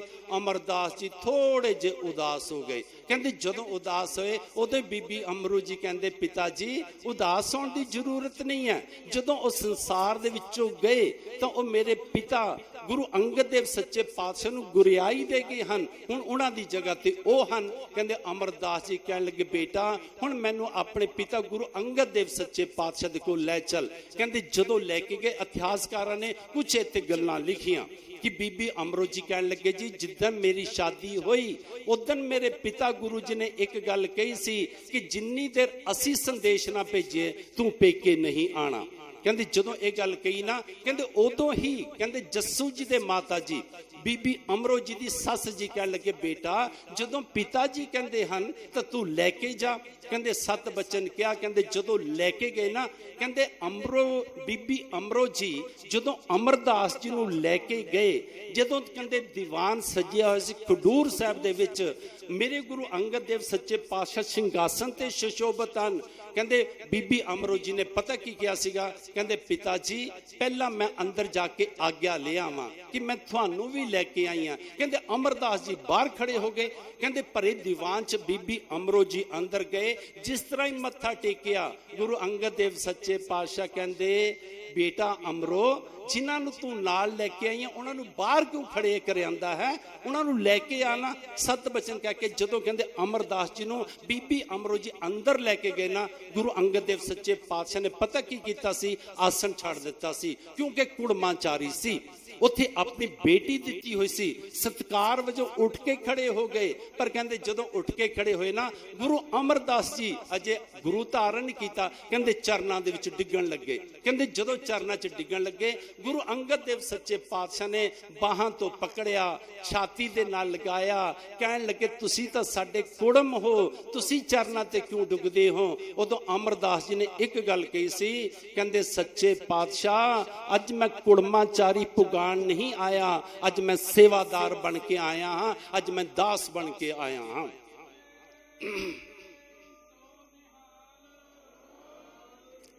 ਤਾਂ ਹੀ ਤਾਂ ਗੁਰੂ ਨਾਨਕ ਦੇਵ ਸੱਚੇ ਪਾਤਸ਼ਾਹ ਨੇ ਬਚਨ ਆਖਿਆ, ਕਹਿੰਦੇ ਨੀਵੇਂ ਸੁ ਗੌਰਾ ਹੋਏ। ਗੌਰਾ ਕਹਿੰਦੇ ਹਨ ਭਾਰੇ ਨੂੰ, ਗੌਰਾ ਕਹਿੰਦੇ ਹਨ ਮਜ਼ਬੂਤ ਨੂੰ। ਗੁਰੂ ਨਾਨਕ ਦਾ ਘਰ ਐਸਾ ਕਿ ਜਿਹੜਾ ਇੱਥੇ ਨਿਮਰਤਾ ਧਾਰਨ ਕਰਕੇ ਆਂਦਾ ਨਾ ਤਾਂ ਉਹਨਾਂ ਨੂੰ ਮੁਰਾਤਬੇ ਮਿਲ ਜਾਂਦੇ ਹਨ। ਕਹਿੰਦੇ ਗੁਰੂ ਅੰਗਦ ਦੇਵ ਸੱਚੇ ਪਾਤਸ਼ਾਹ ਦੇ ਕੋਲ ਬੇਨਤੀ ਕੀਤੀ ਕਿ ਜੀ ਮੈਂ ਤਾਂ ਗੁਰੂ ਧਾਰਨ ਕਰਨਾ ਹੈ ਆਪ ਜੀ ਨੂੰ। ਕਹਿੰਦੇ ਇੱਕ ਦੋ ਦਿਨਾਂ ਤੋਂ ਬਾਅਦ ਬੀਬੀ ਅਮਰੋ ਜੀ ਤਾਂ ਵਾਪਸ ਚਲੇ ਗਏ, ਪਰ ਅਮਰਦਾਸ ਜੀ ਖਡੂਰ ਸਾਹਿਬ ਰਹਿ ਗਏ। ਕਹਿੰਦੇ ਜਦੋਂ ਖਡੂਰ ਸਾਹਿਬ ਰਹਿ ਗਏ, ਕਹਿੰਦੇ ਕੁਝ ਦਿਨ ਪਤਾ ਕੀ ਹੋਇਆ, ਇੱਕ ਦੋ ਦਿਨ ਤਾਂ ਗੁਰੂ ਅੰਗਦ ਦੇਵ ਸੱਚੇ ਪਾਤਸ਼ਾਹ ਨੇ ਆਪਣੇ ਨਾਲ ਬਿਠਾ ਕੇ ਪ੍ਰਸ਼ਾਦਾ ਛਕਾਇਆ, ਪਰ ਕਹਿੰਦੇ ਕੁਝ ਦਿਨਾਂ ਤੋਂ ਬਾਅਦ ਧਿਆਨ ਹੀ ਦੇਣਾ ਸ਼ੁਰੂ ਕਰ ਦਿੱਤਾ। ਧਿਆਨ ਹਟਾ ਹੀ ਲਿਆ ਉਹਨਾਂ ਦੀ ਤਰਫੋਂ, ਧਿਆਨ ਦੇਣਾ ਹੀ ਨਾ ਉਸ ਪਾਸੇ ਕਿ ਇਹ ਮੇਰੇ ਅਮਰਦਾਸ ਜੀ ਮੇਰੇ ਕੋਲ ਆਏ ਹਨ। ਪਰ ਕਹਿੰਦੇ ਅਮਰਦਾਸ ਜੀ ਨੇ ਪੱਕਾ ਮਨ ਬਣਾ ਲਿਆ ਸੀ। ਕਹਿੰਦੇ ਇੱਕ ਦਿਨ ਆਇਆ, ਜਾ ਕੇ ਗੁਰੂ ਅੰਗਦ ਦੇਵ ਸੱਚੇ ਪਾਤਸ਼ਾਹ ਨੂੰ ਮੱਥਾ ਟੇਕਿਆ ਤੇ ਕਹਿਣ ਲੱਗੇ, ਸੱਚੇ ਪਾਤਸ਼ਾਹ ਮੈਂ ਦੇਖਿਆ ਜਿੰਨੇ ਸਿੱਖ ਆਪ ਜੀ ਦੇ ਕੋਲ ਰਹਿੰਦੇ ਹਨ ਬਸ ਦੋ ਹੀ ਕੰਮ ਕਰਦੇ ਹਨ, ਜਾਂ ਤਾਂ ਸੇਵਾ ਦੇ ਵਿੱਚ ਤਤਪਰ ਰਹਿੰਦੇ ਹਨ ਜਾਂ ਇਹ ਬਾਣੀ ਪੜ੍ਹਦੇ ਰਹਿੰਦੇ ਹਨ। ਮੇਰੀ ਝੋਲੀ ਦੇ ਵਿੱਚ ਵੀ ਕੋਈ ਸੇਵਾ ਪਾ ਦਿਓ। ਕਹਿੰਦੇ ਗੁਰੂ ਅੰਗਦ ਦੇਵ ਸੱਚੇ ਪਾਤਸ਼ਾਹ ਨੇ ਪਤਾ ਕੀ ਕਿਹਾ ਸੀ, ਕਹਿੰਦੇ ਅਮਰਦਾਸ ਜੀ ਜੇ ਝੋਲੀ ਫਲਾਈ ਹੈ ਤਾਂ ਫਿਰ ਤੁਸੀਂ ਇਸ ਤਰ੍ਹਾਂ ਕਰਿਆ ਕਰੋ, ਤੁਸੀਂ ਗੋਇੰਦਵਾਲ ਦੇ ਨੇੜੇ ਜਾਇਆ ਕਰੋ, ਬਿਆਸਾ ਦੇ ਵਿੱਚੋਂ ਸਾਡੇ ਇਸ਼ਨਾਨ ਵਾਸਤੇ ਪਾਣੀ ਲੈ ਕੇ ਆਇਆ ਕਰੋ। ਕਹਿੰਦੇ ਸਤ ਬਚਨ ਕੀਤਾ ਤੇ ਉਦੋਂ ਤੋਂ ਗਾਗਰ ਚੱਕ ਲਈ। ਮੈਂ ਬੇਨਤੀ ਕਰਾਂ ਸਤਸੰਗੀ ਜਨੋ, ਇਹ ਜਿਹੜੀ ਉਮਰ ਹੈ ਨਾ ਅਮਰਦਾਸ ਜੀ ਦੀ, ਇਹ ਉਮਰ ਸਤਸੰਗੀ ਨੂੰ ਉਹ ਹੈ ਜਿਹਦੇ ਵਿੱਚ ਆਪਾਂ ਕਹਿ ਸਕਦੇ ਤਕਰੀਬਨ ਚੌਥਾ ਪੈਰ ਲੱਗ ਜਾਂਦਾ ਹੈ, ਬਜ਼ੁਰਗੀ ਆ ਜਾਂਦੀ ਹੈ। ਤੇ ਇੱਧਰ ਬਜ਼ੁਰਗੀ ਦੇ ਵਿੱਚ ਇੱਕ ਬਚਨ ਬੜੇ ਸੋਹਣੇ ਕਹੇ ਹੋਏ ਹਨ, ਕਹਿੰਦੇ ਜਰਾ ਉਪਾਉ ਨਾ ਕਰ ਸਕੇ ਜਰਾ ਅਵਸਥਾ ਮਾਹੀ। ਕਹਿੰਦੇ ਸੰਸਾਰੀ ਪਦਾਰਥ ਪ੍ਰਾਪਤ ਕਰਨ ਵਾਸਤੇ ਵੀ ਅਤੇ ਕਹਿੰਦੇ ਪਰਮਾਰਥ ਦੀਆਂ ਵੀ ਕੁਝ ਦਾਤਾਂ ਪ੍ਰਾਪਤ ਕਰਨ ਵਾਸਤੇ ਵੀ ਕਹਿੰਦੇ ਬਜ਼ੁਰਗੀ ਇੱਕ ਇਹੋ ਜਿਹੀ ਉਮਰ ਹੈ ਜਿੱਥੇ ਜਾ ਕੇ ਜ਼ਿਆਦਾ ਉਪਰਾਲੇ ਨਹੀਂ ਹੁੰਦੇ। ਪਰ ਮੈਂ ਬੇਨਤੀ ਕਰਾਂ ਗੁਰੂ ਅਮਰਦਾਸ ਸੱਚੇ ਪਾਤਸ਼ਾਹ ਨੇ ਬਜ਼ੁਰਗੀ ਦੇ ਵਿੱਚ ਜਾ ਕੇ ਵੀ ਐਸੀ ਘਾਲਣਾ ਕੀਤੀ। ਕਹਿੰਦੇ ਸਿਰਫ ਸਾਲ ਤੋਂ ਬਾਅਦ, ਕਹਿੰਦੇ ਜਦੋਂ 1 ਸਾਲ ਹੋ ਜਾਂਦਾ ਨਾ, ਗੁਰੂ ਅੰਗਦ ਦੇਵ ਸੱਚੇ ਪਾਤਸ਼ਾਹ ਆਪਣੇ ਕੋਲ ਬੁਲਾਉਂਦੇ, ਸਰੋਪਾ ਦੇ ਦਿੰਦੇ। ਕਹਿੰਦੇ ਜਦੋਂ 7ਵਾਂ ਸਾਲ ਆਇਆ ਨਾ, 7ਵਾਂ ਸਰੋਪਾ ਮਿਲਿਆ ਤੇ ਅਮਰਦਾਸ ਜੀ ਨੂੰ ਕੁਝ ਆਪਣੇ ਅੰਦਰ ਇਹ ਮਹਿਸੂਸ ਹੋਇਆ ਜਿਵੇਂ ਮੇਰੇ ਬਚਨਾਂ ਦੇ ਵਿੱਚ ਸੱਤਿਆ ਆ ਜਾਂਦੀ ਹੈ। ਇਤਿਹਾਸਕਾਰਾਂ ਨੇ ਇੱਥੇ ਕੁਝ ਸਤਸੰਗੀਆਂ ਨੂੰ ਸਾਖੀਆਂ ਵੀ ਦਿੱਤੀਆਂ, ਆਪਾਂ ਉਹਦੀ ਪ੍ਰੋੜਤਾ ਨਾ ਕਰੀਏ। ਜਦੋਂ ਸਤਸੰਗੀਆਂ ਨੂੰ 12 ਸਾਲ ਬਤੀਤ ਹੋ ਗਏ ਨਾ, ਅੱਜ ਜਦੋਂ ਕਹਿੰਦੇ ਫਿਰ ਪਾਣੀ ਲੈ ਕੇ ਆ ਰਹੇ ਹਨ ਅੱਧੀ ਰਾਤ ਨੂੰ, ਮੀਂਹ ਹੈ, ਨੇਰੀ ਹੈ, ਚੱਕੜ ਹੈ, ਕਹਿੰਦੇ ਥੋੜਾ ਜਿਹਾ ਰਸਤਾ ਭੁੱਲ ਗਏ। ਕਹਿੰਦੇ ਜਦੋਂ ਰਸਤਾ ਭੁੱਲੇ, ਕਹਿੰਦੇ ਚਲਦੇ ਚਲਦੇ ਪਤਾ ਕੀ ਹੋਇਆ, ਕਹਿੰਦੇ ਉੱਥੇ ਇੱਕ ਜੁਲਾਹਾ ਤੇ ਜੁਲਾਹੀ ਰਹਿੰਦੇ ਸਨ, ਉਹਨਾਂ ਦੀ ਖੱਡੀ ਦੇ ਵਿੱਚ ਪੈਰ ਪੈ ਗਿਆ। ਕਹਿੰਦੇ ਜਦੋਂ ਖੱਡੀ 'ਚ ਪੈਰ ਪਿਆ, ਉਹ ਡੂੰਘਾ ਸੀ ਟੋਆ, ਕਹਿੰਦੇ ਧੜਮ ਕਰਕੇ ਜਦੋਂ ਉੱਥੇ ਆਵਾਜ਼ ਆਈ ਨਾ ਤੇ ਜੁਲਾਹੀ ਨੇ ਆਵਾਜ਼ ਲਗਾਈ ਆਪਣੇ ਪਤੀ ਨੂੰ, ਜੁਲਾਹੇ ਨੂੰ, ਕਹਿੰਦੀ ਹੈ ਇਹ ਕਾਹਦੀ ਆਵਾਜ਼ ਆਈ ਹੈ? ਜੁਲਾਹਾ ਕਹਿੰਦਾ ਕਾਹਦੀ ਆਵਾਜ਼ ਆਈ ਹੈ? ਤੇ ਜਿਹੜੀ ਉਹਦੀ ਘਰ ਵਾਲੀ ਸੀ ਜੁਲਾਹਣ, ਉਹ ਕਹਿਣ ਲੱਗੀ ਉਹੀ ਅਮਰੂ ਨਿਥਾਵਾ ਹੋਵੇਗਾ ਨਾ ਜਿਹੜਾ ਕੁੜਮਾਂ ਦੀਆਂ ਬੁੱਚੀਆਂ ਭਰਦਾ ਫਿਰਦਾ ਹੈ, ਬਸ ਉਹਨਾਂ ਦੇ ਇਹ ਕਹਿਣਿਆਂ ਦੇ ਵਿੱਚ ਰਹਿੰਦਾ ਹੈ। ਕਹਿੰਦੇ ਇਹ ਸਾਰੇ ਬਚਨ ਨਾ ਅਮਰਦਾਸ ਜੀ ਦੇ ਕੰਨਾਂ 'ਚ ਪਏ। ਕਹਿੰਦੇ ਜਦੋਂ ਉਹਨਾਂ ਦੇ ਕੰਨਾਂ 'ਚ ਪਏ ਨਾ ਤੇ ਕਹਿੰਦੇ ਉਦੋਂ ਸਹਿ ਸੁਭਾਅ ਉਹਨਾਂ ਨੇ ਕਹਿ ਦਿੱਤਾ ਕਿ ਮੈਂ ਤਾਂ ਨਿਥਾਵਾਂ ਨਹੀਂ ਹਾਂ, ਮੈਂ ਤਾਂ ਕੁੜਮਾਂ ਦੀਆਂ ਬੁੱਚੀਆਂ ਨਹੀਂ ਭਰਦਾ ਹਾਂ, ਮੈਂ ਤਾਂ ਗੁਰੂ ਨਾਨਕ ਦੇਵ ਸੱਚੇ ਪਾਤਸ਼ਾਹ ਦੀ ਦਰ ਘਰ ਦੀ ਸੇਵਾ ਕਰਦਾ ਹਾਂ, ਮੈਂ ਤਾਂ ਖੁਸ਼ੀਆਂ ਲੈਣ ਵਾਸਤੇ ਕਰਦਾ ਹਾਂ। ਕਮਲੀਏ ਇਹ ਤਾਂ ਤੂੰ ਝੂਠ ਬੋਲਦੀ ਹੈ। ਇਤਿਹਾਸ ਕਹਿੰਦਾ ਉਦੋਂ ਹੀ ਉਹਦੀ ਕਮਲੀਆਂ ਵਰਗੀ ਅਵਸਥਾ ਬਣ ਗਈ। ਕਹਿੰਦੇ ਇੱਧਰ ਕੀ ਹੋਇਆ, ਕਹਿੰਦੇ ਜਦੋਂ ਦੀਵਾਨ ਸਜਿਆ ਖਡੂਰ ਸਾਹਿਬ ਦੀ ਧਰਤੀ ਤੇ ਤੁਹਾਡੇ ਵਾਂਗੂ ਸੰਗਤਾਂ ਜੁੜੀਆਂ ਬੈਠੀਆਂ ਹਨ। ਕਹਿੰਦੇ ਗੁਰੂ ਅੰਗਦ ਦੇਵ ਸੱਚੇ ਪਾਤਸ਼ਾਹ ਸਿੰਘਾਸਨ ਦੇ ਉੱਪਰ ਪ੍ਰਕਾਸ਼ਮਾਨ ਹਨ। ਕਹਿੰਦੇ ਜਦੋਂ ਸੰਗਤ ਜੁੜ ਗਈ ਨਾ, ਅਮਰਦਾਸ ਜੀ ਵੀ ਆ ਕੇ ਬੈਠ ਗਏ ਸੰਗਤ ਦੇ ਵਿੱਚ ਤੇ ਕਹਿੰਦੇ ਗੁਰੂ ਅੰਗਦ ਦੇਵ ਸੱਚੇ ਪਾਤਸ਼ਾਹ ਨੇ ਖੜੇ ਕਰ ਲਿਆ।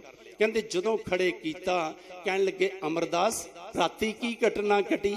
ਉਹਨਾਂ ਨੇ ਸਾਰੀ ਘਟਨਾ ਸੁਣਾਈ ਕਿ ਸੱਚੇ ਪਾਤਸ਼ਾਹ ਬਸ ਐਵੇਂ ਪਾਣੀ ਲੈ ਕੇ ਆ ਰਿਹਾ ਸੀ, ਟੋਏ ਦੇ ਵਿੱਚ ਗਿਰ ਗਿਆ।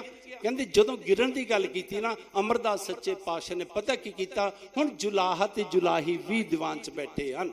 ਮੈਂ ਬੇਨਤੀ ਕਰਾਂ ਉਹਦੇ ਗੁਰੂ ਅਮਰਦਾਸ ਸੱਚੇ ਪਾਤਸ਼ਾਹ ਨੂੰ ਇਹ ਕਿਹਾ ਕਿ ਅਮਰਦਾਸ ਤੂੰ ਤਾਂ ਸਹਿ ਸੁਭਾਅ ਬਚਨ ਕਰ ਦਿੱਤੇ, ਪਰ ਉਹ ਜੁਲਾਹੀ ਤਾਂ ਕਮਲੀ ਹੋ ਗਈ ਹੈ। ਗੁਰੂ ਅੰਗਦ ਦੇਵ ਸੱਚੇ ਪਾਤਸ਼ਾਹ ਨੇ ਕਿਰਪਾ ਕੀਤੀ, ਉਹਨੂੰ ਤੰਦਰੁਸਤ ਕੀਤਾ ਅਤੇ ਨਾਲ ਦੀ ਨਾਲ ਸਤਸੰਗੀ ਜਨੋ ਫਿਰ ਉਹ ਵਸਤਾਂ ਮੰਗਾਈਆਂ।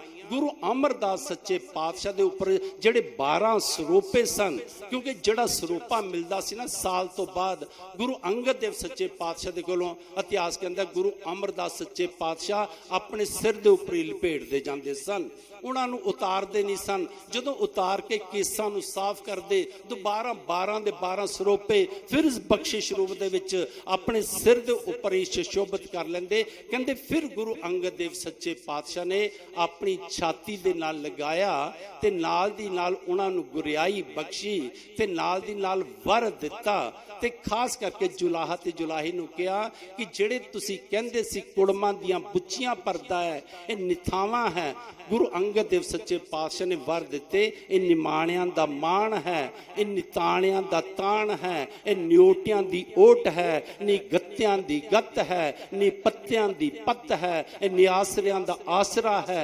निथावियां दा थान है। ये वर दिते ते नाल दी नाल गुरियाई दे दिती। भट्ट कीरत जी ने बड़ा सोहना अपने बचना च लिखिया, शारा शब्द तां मैं नहीं कहांगा, कहंदे गुर अमरदास जिन सेवियो तिन दुख दलिदर पर हर परे। कहंदे जिन्हां ने भी गुरु अमरदास सच्चे पातशाह की सेवा की है, सेवियो के दो अर्थ हैं शब्दकोशां विच। एक सेवियो है कि जिन्हां ने उन्हां दे नाम का चिंतन किया है, सेवियो कि सेवन किया है, ते दूजा सेवियो के अर्थ हैं कि जिन्हां ने उन्हां दी सेवा की है। गुरु अमरदास जिन सेवियो तिन दुख दरिद्र, दरिद्र पता की हुंदा, कंगालता, गरीबी। कहते उन्होंने सारे दुख भी ते उन्हों दा दलिद्र भी सारा खत्म हो गया। एक गाथा कह के किवें खत्म होंदे, जदों गुरु अमरदास सच्चे पातशाह जी दे आपां इतिहास पढ़दे हैं ना, बड़ियां साखियां हैं। जिहड़े बस कोई सिख आया, कोई प्रेमी आया तो उते बख्शिश कर दिती। गढ़ शंकर दे विच रहण वाला एक गंगू सी, कहंदे बड़ा अमीर आदमी, देव ने तो दिन बदले गरीब हो गया। कहंदे जदों गरीब होया ना, बड़े साधन जुटाए, बड़ियां कोल गया, पर कितों भी खैर ना पई।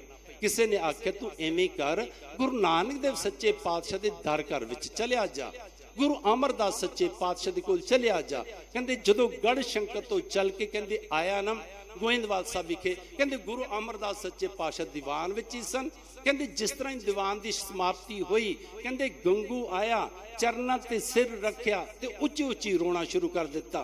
कहंदे जदों रोया, अमरदास जी कहंदे प्यारिया की गल है? वो कहंदा सच्चे पातशाह बड़ा दुखी हाँ, पैसा सी, धन सी, दौलत सी। मैं बेनती करा सतसंगी जनों, जिन्हां दे कोल धन ना एवें ना किते मान करियो।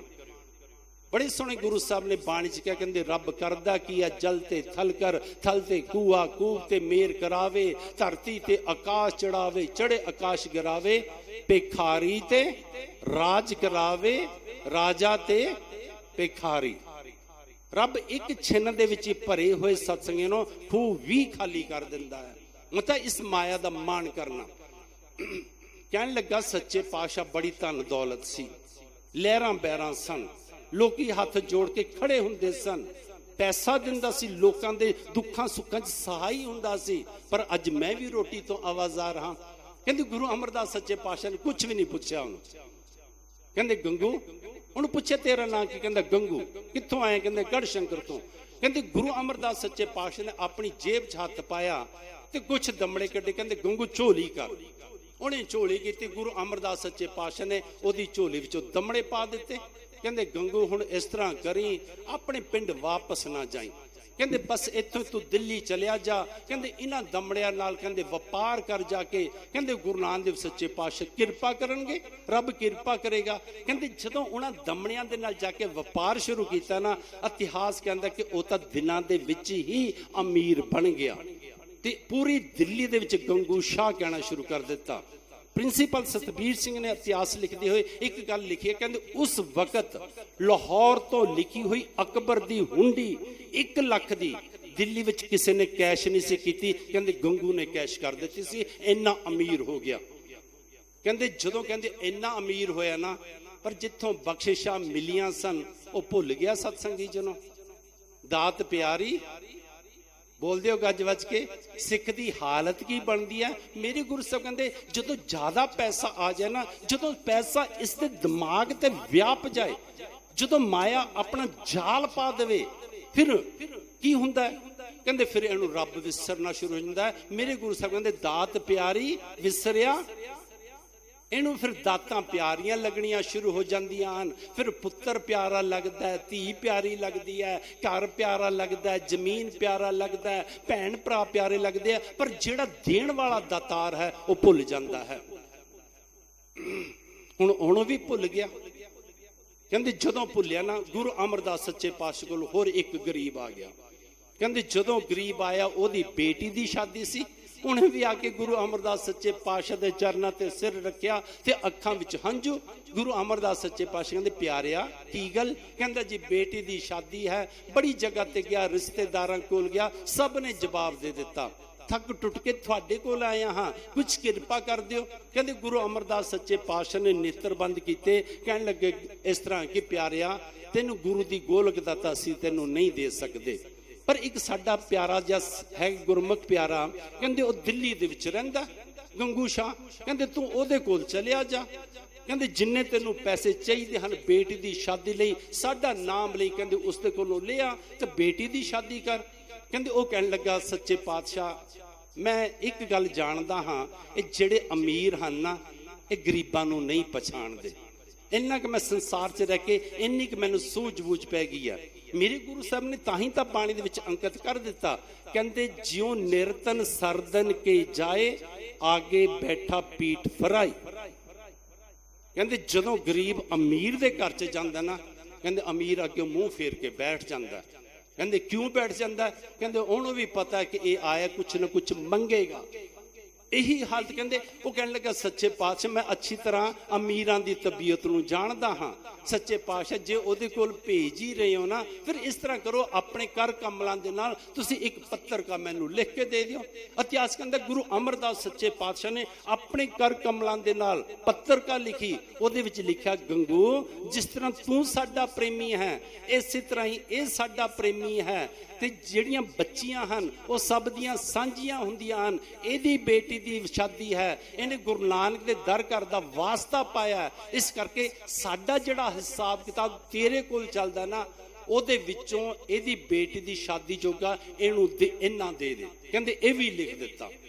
ਕਹਿੰਦੇ ਉਹਨੂੰ ਪੱਤਰਕਾ ਪਕੜਾਈ। ਕਹਿੰਦੇ ਉਹ ਗਰੀਬ ਬੰਦਾ ਪੱਤਰਕਾ ਲੈ ਕੇ ਦਿੱਲੀ ਪਹੁੰਚਿਆ। ਥੋੜੇ ਚਿਰ 'ਚ ਪਤਾ ਲੱਗੇ ਕਿ ਫਲਾਨੀ ਹਵੇਲੀ ਹੈ ਗੰਗੂ ਸ਼ਾਹ ਦੀ, ਅਮੀਰ ਸੀ। ਕਹਿੰਦੇ ਜਦੋਂ ਉੱਥੇ ਗਿਆ ਪਹਿਲਾਂ ਤਾਂ ਬੜੀ ਦੇਰ ਮਿਲਣ ਹੀ ਨਾ ਦਿੱਤਾ ਕਿਸੇ ਨੇ।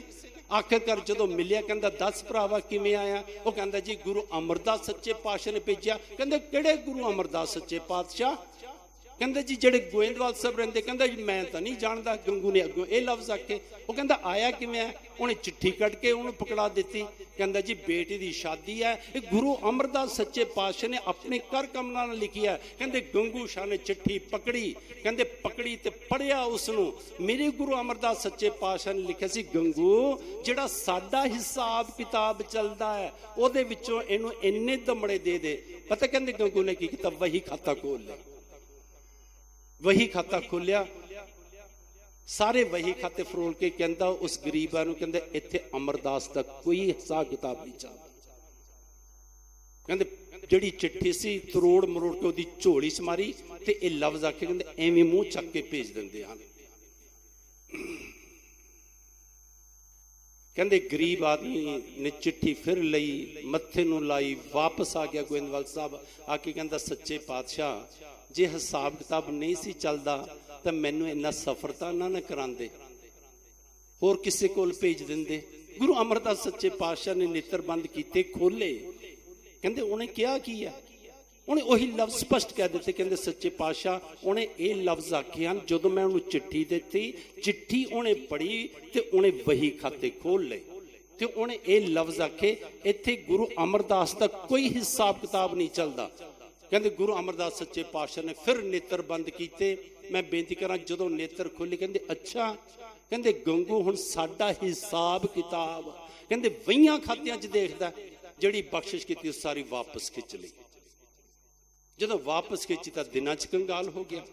ਇਸ ਕਰਕੇ ਮੈਂ ਬੇਨਤੀ ਕਰਾਂ ਜਿਹੜੀਆਂ ਬਖਸ਼ਿਸ਼ਾਂ ਦਾ ਇੱਕ ਵਾਰੀ ਅਸੀਂ ਭਰੋਸਾ ਬਣਾ ਲੈਂਦੇ ਨਾ ਸਾਨੂੰ ਗੁਰੂ ਘਰ 'ਚੋਂ ਮਿਲੀ ਆ, ਤੇ ਮੁੜ ਕੇ ਬੇਭਰੋਸੇ ਨਾ ਕਦੀ ਹੋਇਆ ਕਰੋ।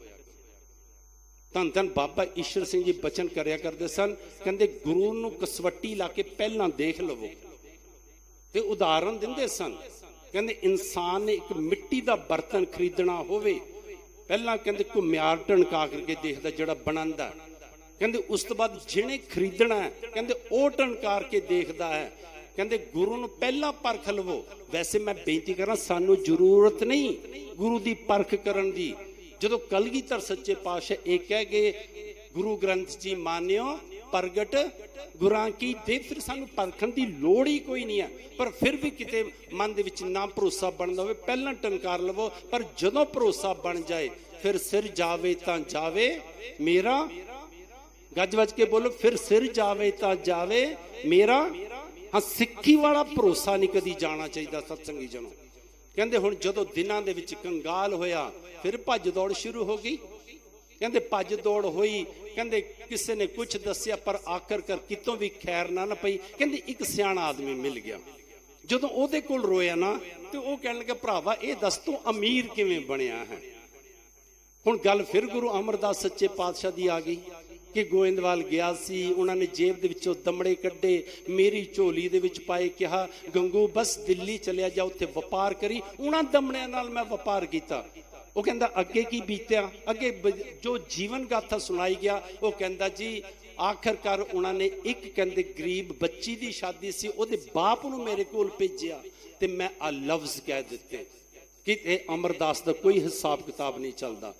ਉਹ ਸਿਆਣਾ ਬੰਦਾ ਕਹਿੰਦਾ ਬਸ ਹੁਣ ਜੇਕਰ ਤੈਨੂੰ ਕੋਈ ਬਖਸ਼ ਸਕਦਾ ਹੈ ਤੇ ਗੁਰੂ ਅਮਰਦਾਸ ਸੱਚੇ ਪਾਤਸ਼ਾਹ ਬਖਸ਼ ਸਕਦੇ ਹਨ, ਕਿਉਂਕਿ ਉਹ ਨਿਮਾਣਿਆਂ ਦੇ ਮਾਣ ਹਨ, ਉਹ ਨਿਤਾਣਿਆਂ ਦੇ ਤਾਣ ਹਨ, ਉਹ ਨਿਓਟਿਆਂ ਦੀ ਓਟ ਹਨ। ਜਿੱਥੇ ਵੀ ਕਿਸੇ ਨੂੰ ਕੋਈ ਓਟ ਨਹੀਂ ਮਿਲਦੀ, ਉਹਨਾਂ ਦੇ ਕੋਲ ਜਾ ਕੇ ਢੋਈ ਮਿਲ ਜਾਂਦੀ ਹੈ, ਉਹਨਾਂ ਦਾ ਜਾ ਕੇ ਪੱਲਾ ਪਕੜ ਲਾ। ਕਹਿੰਦੇ ਫਿਰ ਆ ਗਿਆ। ਮੈਂ ਬੇਨਤੀ ਕਰਾਂ, ਪਹਿਲਾਂ ਤਾਂ ਆਨਸਰ ਗੁਰੂ ਅਮਰਦਾਸ ਸੱਚੇ ਪਾਤਸ਼ਾਹ ਨੇ ਕੁਝ ਪੁੱਛਿਆ ਹੀ ਨਹੀਂ ਸੀ। ਕਈ ਵਾਰੀ ਬਖਸ਼ਿਸ਼ਾਂ ਝੋਲੀਆਂ ਭਰ ਜਾਣ ਨਾ ਬਿਨਾਂ ਮਿਹਨਤ ਤੋਂ, ਉਹਨਾਂ ਨੂੰ ਵੀ ਕੋਈ ਕਦਰ ਨਹੀਂ ਪੈਂਦੀ। ਹੁਣ ਕਹਿੰਦੇ ਜਦੋਂ ਆਇਆ ਗੁਰੂ ਸਾਹਿਬ ਨੇ ਧਿਆਨ ਹੀ ਨਾ ਦਿੱਤਾ। ਕਹਿੰਦੇ 6 ਮਹੀਨੇ ਬੌਲੀ ਸਾਹਿਬ ਦੀ ਸੇਵਾ ਕਰਦਾ ਰਿਹਾ ਤੇ ਜਦੋਂ ਹੁਣ ਪਤਾ ਲੱਗ ਗਿਆ ਨਾ ਗੁਰੂ ਅਮਰਦਾਸ ਸੱਚੇ ਪਾਤਸ਼ਾਹ ਨੂੰ, ਪੂਰੀ ਪਰਖ ਜਦੋਂ ਲੈ ਲਈ ਸਤਸੰਗੀ ਜਨੋ, 6 ਮਹੀਨਿਆਂ ਤੋਂ ਬਾਅਦ ਫਿਰ ਉਸ ਨੂੰ ਸੱਦਿਆ।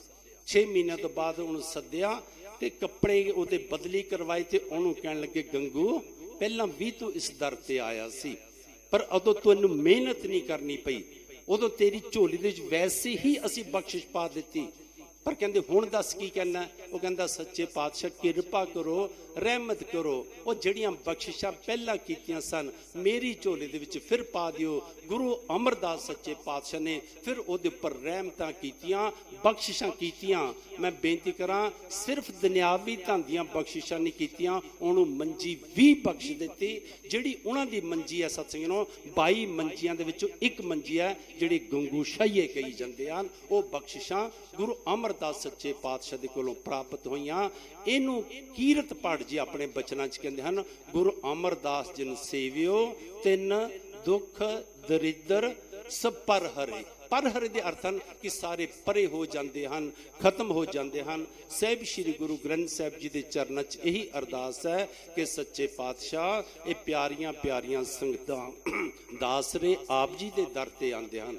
ਸੱਚੇ ਪਾਤਸ਼ਾਹ ਸਾਡੇ ਉੱਪਰ ਵੀ ਇਸ ਤਰ੍ਹਾਂ ਦੀਆਂ ਰਹਿਮਤਾਂ ਜਿਹੜੀਆਂ ਆਪ ਜੀ ਨੇ ਗੰਗੂ ਦੇ ਉੱਪਰ ਕੀਤੀਆਂ, ਸੱਚੇ ਪਾਤਸ਼ਾਹ ਉਹ ਤਾਂ ਇਮਤਿਹਾਨ 'ਚੋਂ ਪਾਸ ਹੋ ਗਿਆ, ਪਰ ਸਾਡਾ ਹੀ ਇਮਤਿਹਾਨ ਨਾ ਲਿਓ। ਲਿਖਿਆ ਕਿਤੇ ਨਾ ਛੁੱਟਿਆ, ਖਿੰਨ ਖਿੰਨ ਭੁੱਲਣ ਹਾਰ, ਬਖਸ਼ਣ ਹਾਰਾ ਬਖਸ਼ ਲੈ, ਨਾਨਕ ਪਾਰ ਉਤਾਰ। ਸਾਰੀਆਂ ਸੰਗਤਾਂ ਦੇ ਉੱਪਰ ਸੱਚੇ ਪਾਤਸ਼ਾਹ ਜਿੱਥੇ ਆਪ ਜੀ ਦਾ ਪ੍ਰਕਾਸ਼ ਦਿਹਾੜਾ ਮਨਾ ਰਹੀਆਂ ਹਨ, ਜਿੱਥੇ ਇਹ ਸੰਗਤਾਂ ਸਾਰੀਆਂ ਰਲ ਮਿਲ ਕੇ ਪੂਰਨਮਾਸ਼ੀ ਦਾ ਦਿਹਾੜਾ ਮਨਾ ਰਹੀਆਂ ਹਨ, ਉੱਥੇ ਆਪ ਜੀ ਰਹਿਮਤਾਂ ਕਰੋ, ਬਖਸ਼ਿਸ਼ਾਂ ਕਰੋ। ਸਾਡੀਆਂ ਝੋਲੀਆਂ ਵਿੱਚ ਲੋਕ ਦੇ ਵੀ ਸੁੱਖ ਅਤੇ ਪ੍ਰਲੋਕ ਦੇ ਵੀ ਸੁੱਖ ਪਾਵੋ, ਤਾਂ ਕਿ ਸਾਰੀਆਂ ਸੰਗਤਾਂ ਦਾ ਇਹ ਲੋਕ ਸੁਖੀਏ ਪ੍ਰਲੋਕ ਸੁਹੇਲੇ।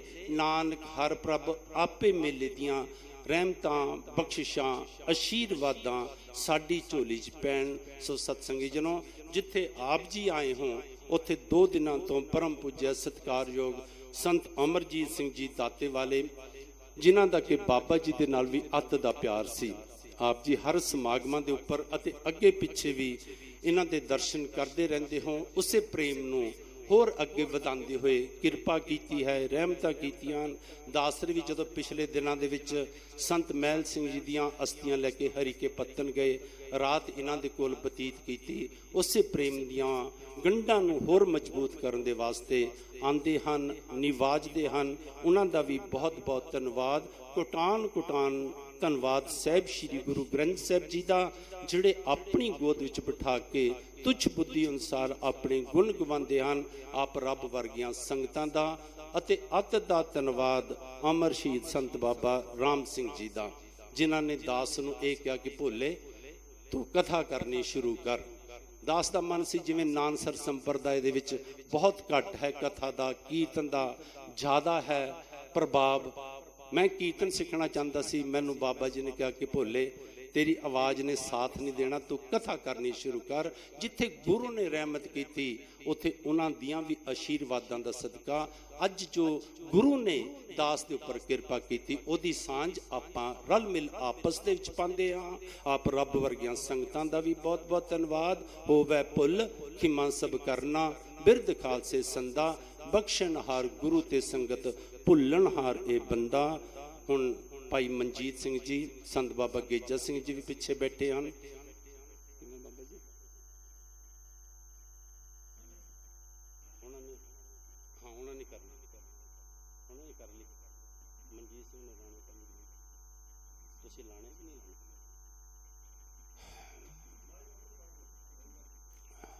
हम भाई मनजीत सिंह जी 2 मिनट तुसीं आ जाओ, 2 मिनट आप ही आवाज़ दे दिओ। इन्हां दा भी मन हुंदा, बड़ी मेहनत करते हैं, बड़ा उपराला करते हैं। बाबा जी भी अपनी मौजूदगी दे विच क्या करते सन, इन्हां नूं कोई बुरा कवे भावें भला कवे, इन्हां ने अपनी झोली च पवा लेना, पर गुरु का संदेश उसनूं सुना ही देना। जदों सुना दिंदे हन किसी ना किसी का मन बन ही जाता है। सो इन्हां दा भी बहुत बहुत धन्नवाद। इन्हां तो बाद संत गेजा सिंह जी अपने प्रवचनों द्वारा विचारों द्वारा निहाल करनगे। दास नूं होईयां भुल्लां दी माफ़ी दिओ। गुरु अमरदास सच्चे पातशाह जी दे प्रकाश दिहाड़े दियां, वैसे मैं शुरू च आप जी नूं पहलां बेनती कीती सी, ये महीना इन्ना भागां भरिया, दोबारा रिपीट कर देवां कि 1 तरीक नूं सतसंगी जनों गुरु तेग बहादुर सच्चे पातशाह जी का प्रकाश दिहाड़ा सी। 3 तरीक नूं 3 मई नूं गुरु अर्जन देव सच्चे पातशाह जी का प्रकाश दिहाड़ा सी। 12 मई नूं गुरु अंगद देव सच्चे पातशाह जी का प्रकाश दिहाड़ा सी। अते जिहड़ी कल दिन बतीत होया 25 मई नूं गुरु अमरदास सच्चे पातशाह जी का प्रकाश दिहाड़ा। सारे गुरुआं दा, चारे गुरुआं दे प्रकाश दिहाड़े दियां सारियां संगतां नूं बहुत बहुत वधाइयां, बहुत बहुत वधाइयां। घरां च वाधे हुंदे रहन, प्रफुल्लता हुंदी रवे, झोलियां भरियां रहन। वाहिगुरू जी का खालसा, वाहिगुरू जी की फतेह।